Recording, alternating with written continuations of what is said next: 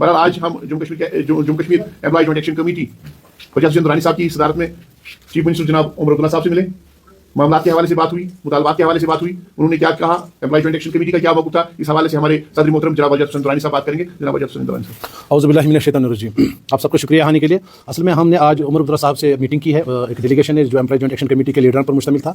हमने उमर अब्दुल्ला साहब को एक तो 33 डिमांड पर मुश्तमिल अपना एक मेमोरेंडम दिया, जिसमें बिलखुसूसन हमने जो daily wagers, casual labour, सीजनल्स, ITI worker, जितनी भी कैटेगरीज ऑफ टेम्पररी एम्प्लॉयज है, बिलखुसूस 61,000 जो डेली वेजर्स यहाँ पे बहुत मुद्दतों से अपनी रेगुलराइजेशन के लिए तरस रहे हैं, तड़प रहे हैं, जिन्होंने बहुत सख्त हालात में काम करके सरकार को उस वक्त जिंदा रखा जम्मू कश्मीर में। ये किसी से टिकी छुपी बात नहीं है। हमने उस हवाले से उमर अब्दुल्ला साहब से बात की, अपने ऑनरेबल चीफ मिनिस्टर साहब से। हमने मिनिमम वेजेस एक्ट में जो तफावत है, जो लद्दाख में, दिल्ली में, बाकी जगहों पे जो मिनिमम वेजेस मिलता है, वो जो मिनिमम वेजेस जम्मू कश्मीर में मिलता है, उसके बारे में उनसे बात की हमने। जो हमारे बाकी जो कॉन्स्टिट्यूएंसीज हो, चाहे एजुकेशन डिपार्टमेंट हो, चाहे वो JKSRTC हो, चाहे वो दीगर कॉर्पोरेशन हो, इरीगेशन हो, PHE हो, जितने भी महकमे जाते हैं, उनके जो मसाइल उनकी तफसीलन हमने उसमें बात की है। लेकिन अब यह है कि हम जब सरकार के सामने अपने मसाइल लेकर जाते हैं तो मुझे लगता है सरकार को पहले तो पता ही है, लेकिन हमें लगता है कि हमें एक सोल्यूशन लेकर जाना चाहिए। तो हम आज कुछ मसलों को लेकर सरकार के पास सोल्यूशन लेकर गए। जैसे कि इस वक्त जो हमारे डेली वेजर्स हैं, इनकी जो पॉलिसीज बनी थी प्रीवियसली, जब उमर साहब की सरकार थी, उस वक्त एक सब कमेटी ने एक रिकमेंडेशन दी थी। उसके बाद में जो कोalition गवर्नमेंट थी, PDP और BJP की, उन्होंने SRO 520 बनाया था। फिर जब एब्रोगेशन हो गया और UT बन गई, उन्होंने उन सब चीजों को स्क्रैप कर दिया, उनको उन्होंने खत्म कर दिया। आज सबसे पहले हमने उमर साहब से कहा कि आप एक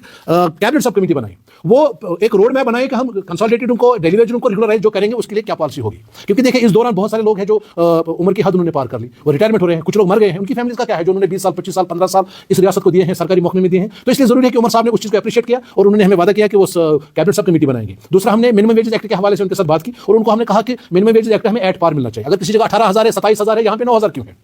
काम तो हम भी करते हैं। तो उसमें भी वो एग्री हो गया कि वो इसको कंसीडर करेंगे और उसके लिए हमने रिक्वेस्ट की बजट जो आने वाला है, जिस पर इस वक्त बात हो रही है, डिस्कशंस हो रहे हैं, बजट प्रिपरेशन चल रही है, उसमें प्रोविजन क्रिएट किया जाए ताकि यहाँ पे जो मसाइल है, खासकर डेली वेजरों का, कंसल्टेंटों का, उनकी जो मिनिमम वेजेस को जब अनाउंस करेंगे तो उस वक्त हमें माली मामला का सामना नहीं करना चाहिए। इसलिए जरूरी है कि सरकार आने वाले बजट में उसका प्रोविजन क्रिएट करे। उसके लिए भी उमर साहब एग्री हो गए। इसी तरह से हमने उनके साथ बात की है कि जो मुलाजमिन के मसाइल, देखे ना सरकार के पास, ना मंत्रियों के पास, ना उमर साहब के पास हम बार बार जा सकते हैं और ना हमें भी अच्छा लगता है कि बार बार किसी के दरवाजे पे जाना। हमने एक सजेशन दी है कि आप एक हाई लेवल कमेटी बनाएं जो मुलाजमिन के मसाइल को लेकर बात करें। वो उनको पर्टिकुलर यही जॉब होना चाहिए। उसमें एम्प्लॉय जॉइंट एक्शन कमेटी का एक मेंबर होगा या 2 मेंबर होंगे जो उसमें पार्टिसिपेट करेंगे। हम उनके पास अपने मसाइल लेकर जाएंगे। जब सरकार की जरूरत पड़ेगी इंटरवेंशन की, तब वही कमेटी रिकमेंड करेगी। उससे यह होगा कि जो आए दिन हम मसाइल को लेकर प्रोटेस्ट करते हैं, आए दिन हम मसाइल को लेकर सरकारी दफ्तरों के चक्कर काटते हैं, वो बेहतर होगा कि सरकार एक ही बार में एक हाई लेवल कमेटी तश्कील दे, वो देखे। क्योंकि कुछ मसाइल ऐसे हैं जो डिपार्टमेंट लेवल पे हल होते हैं लेकिन ब्यूरोक्रेसी काम नहीं करती है उस पर। कोई मसाइल ऐसे हैं जो सेक्रेटरी लेवल पे हल होंगे, लेकिन हम सारे मसाइल को लेकर चीफ मिनिस्टर के पास जाते हैं, मिनिस्टर के पास जाते हैं। तो हमने एक सजेशन दी है, उसको भी उमर साहब ने अप्रिशिएट किया। उनके साथ जो बात हुई वो बहुत अच्छे माहौल में हुई। उन्होंने काफी देर तक हमें सुना और हर एक बात गौर से सुनने के बाद उन्होंने हमें एश्योर किया है कि हम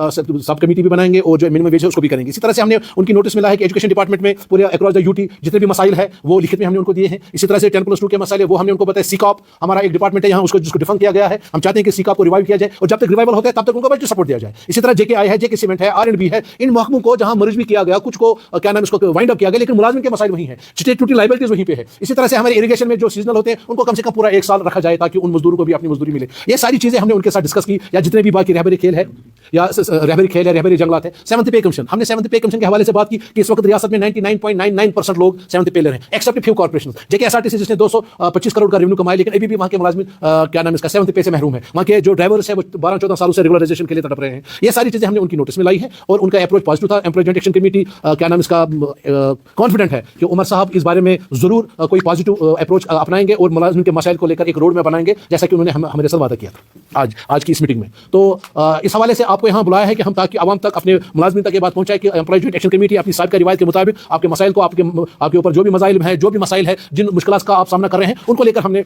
उमर अब्दुल्ला साहब से बात की। वो चाहे DA हो 3% जो अभी भी रिलीज नहीं हो रहा है, वो चाहे GP फंड का रिलीज ना होना हो, CP फंड का रिलीज ना होना हो, या रिटायर बेनिफिट्स, या इसी तरह से कुछ ऐसे टर्मिनेशन केसेस, सस्पेंशन केसेस ऐसे हैं कि जिनको मतलब they have not been heard. तो हमने गुजारिश की है एटलीस्ट उन केसेस को रिवाइव किया जाए जहां ऑफिसर्स को अपॉर्चुनिटी नहीं मिली, ऑफिशियल्स को अपॉर्चुनिटी नहीं मिली टू बी हर्ड, तो that those cases are required to be reviewed ताकि उनको जो जस्टिस है उसको to meet the ends of justice. इसी तरह से हमारे सस्पेंशन केसेस है जो रिव्यू कमेटी है चीफ सेक्रेटरी साहब की क़यादत में 2.5-3 साल से वो अभी तक उनको ना रिइंस्टेट करते हैं ना उनके खिलाफ चार्जेस करते हैं। हम ये कहते हैं कि अगर कोई गिल्टी है उसको आप एग्जिट डोर दिखाओ, अगर वो बेगुनाह है तो उसको तड़पाओ मत।